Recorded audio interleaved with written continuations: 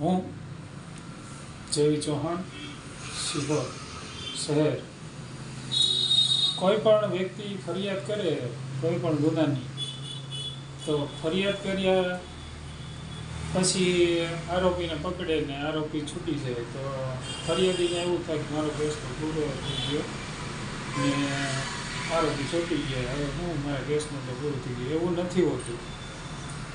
કોઈ પણ કે ગુનામાં ફરિયાદ થાય એટલે પહેલાં પોલીસ સ્ટેશનમાં ફરિયાદ થાય, પછી એનું એરેસ્ટ થાય, આરોપી એરેસ્ટ થાય, પછી એના જામીન લેવાય. અથવા જો મોટા ગુના હોય તો એને કોર્ટમાં લેવાય ને નાના ગુના હોય તો ટેબલ જામીન આપી દે.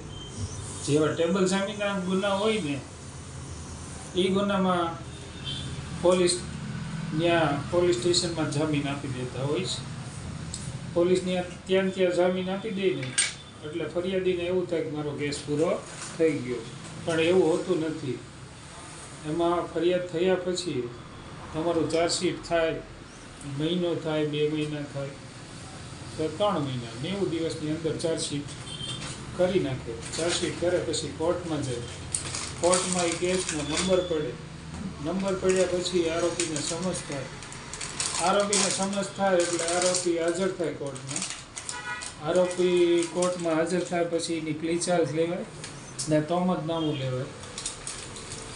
લીધા પછી ફરિયાદીનો સમજ થાય એટલે પછી ફરિયાદીને સમજ આવે ઘરે અને પછી એ કેસ ચાલુ થાય.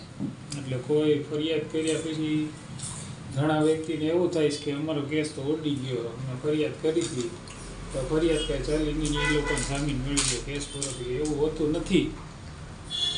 મેં કીધું એમ ફરિયાદ થયા પછી એને 2-3 મહિના લાગે છે ને પછી કોર્ટમાં જાય પછી આરોપીને સમજ બજે હાજર થાય તો આ નો હાજર થાય તો વોરંટ કાઢે, પછી હાજર થાય પછી પ્લી ચાર્જ લેવાની, પછી કેસ બોર્ડ ઉપર આવે છે. એટલે આ રીતે તમારો કેસ કોર્ટમાં આવે પછી તમને જે એ બધા તમે પુરાવા આપ્યા હોય ને એ મુજબ તમારે કોર્ટમાં જુબાની આપવાની હોય. પછી કેસ સાબિત થાય તો આરોપીની સજા થાય, ન સાબિત થાય તો આરોપી છૂટી જાય. આવી રીતે પ્રોસેસ હોય છે. એટલે ઘણાને એવું કન્ફ્યુઝન હતું કે ફરિયાદ કર્યા પછી એ લોકોને જામીન મળી જાય એટલે કેસ અમારો પૂરો થઈ ગયો. એવું નથી હોતું. જે મેં આપને સૌને જણાવ્યું એ મુજબ હોય છે કે ફરિયાદ થયા પછી ચાર્જશીટ થાય પછી કોર્ટમાં આવ્યા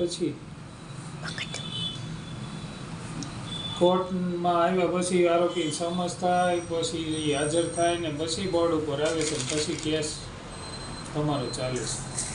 જો આ માહિતી તમને ગમી હોય તો લાઈક કરો, સબસ્ક્રાઈબ કરો.